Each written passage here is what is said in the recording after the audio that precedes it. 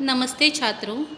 विशेष अध्ययन हेतु कनुप्रिया डॉक्टर धर्मवीर भारती द्वारा लिखित उसमें से अर्थहीन कविता का आज हम अध्ययन करेंगे।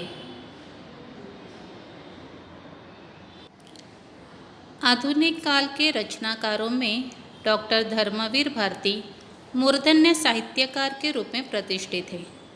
कनुप्रिया भारती जी की अनूठी और अद्भुत कृति है। राधा का चेतन मन अवचेतन मन को संबोधित कर रहा है। वह बताती है कनु यानी कि कृष्ण से, जैसे कि युद्ध का वर्णन करने की बातें उसके लिए अर्थहीन है। वह इस प्रकार चाहती है कि वे उनके पास बैठकर उनके रूखे बालों में अपने उंगलियां उलझाते हुए प्रणय के शब्द उसे कहे। उसके लिए युद्ध वर्णन के शब्द उसके लिए अर्थहीन है। वह इन शब्दों को नहीं सुनना चाहती, बल्कि कई स्थानों पर उसने कर्म, स्वधर्म, निर्णय, दायित्व ऐसे शब्द सुने हैं। इन शब्द से अर्जुन को कुछ मिला, अर्जुन ने कुछ पाया, लेकिन इन शब्दों को वह नहीं सुनना चाहती। वह तो अधरों की कल्पना करती है, जिन अधरों से कृष्ण ने प्रणय के पहले शब्द कहे थे। राधा कल्पना करती है कि वह अर्जुन के स्थान पर है और उसके मन में मोह उत्पन्न हो गया है। जैसे कि कृष्ण ने अर्जुन को युद्ध की सार्थकता समझाई, वैसे ही वह राधा को भी युद्ध की सार्थकता यानी कि युद्ध का वर्णन करें। लेकिन यह बातें सुनते हुए वह यह युद्ध कौन सा है, किसके बीच हो रहा है, यह उसके लिए महत्वपूर्ण नहीं है, और उसे किसका पक्ष लेना है यह भी उसके लिए महत्वपूर्ण नहीं है। युद्ध की समस्या क्या है, लड़ाई किस बात की है, यह भी उसके लिए महत्वपूर्ण नहीं है।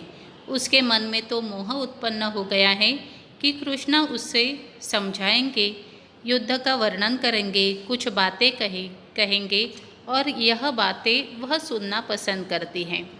उसे तो उनकी बातें ही अच्छी लगती हैं। राधा को तो युद्ध का वर्णन महत्वपूर्ण नहीं है। वह तो कृष्ण से कुछ बातें सुनना चाहती है, और जब कृष्ण उसे समझाएंगे, बात करेंगे, तो उसे यह लगता है जैसे युद्ध रुक गया है, सेनाएं स्तब्ध खड़ी रह गई है और इतिहास की गति रुक गई है। कर्म, स्वधर्म, निर्णय, दायित्व, यह शब्द तो वो बार बार सुन रही हैं, लेकिन यह शब्द तो उसके लिए अर्थहीन है।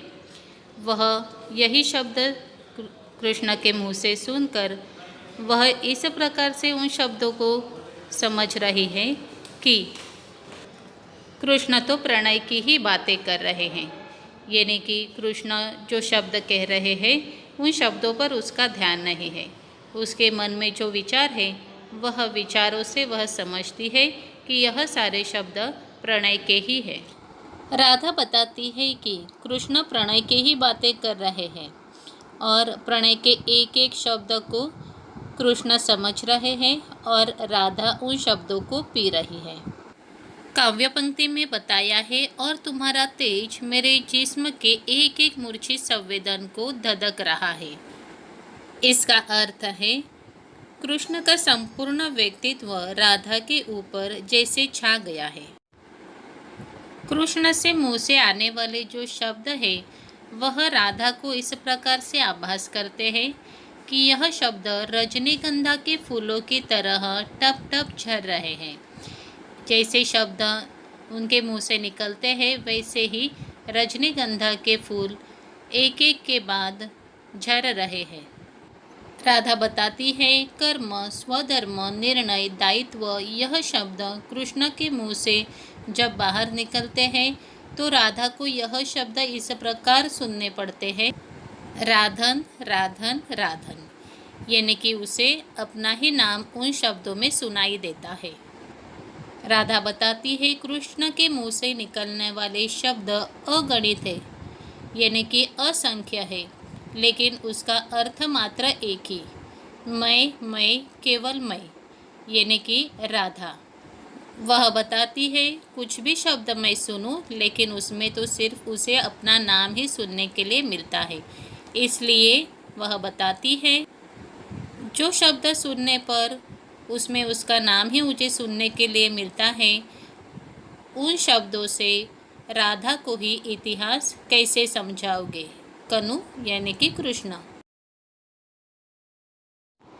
इस प्रकार राधा को लगता है कि प्रेम त्याग कर युद्ध का अवलंब करना निरर्थक बात है।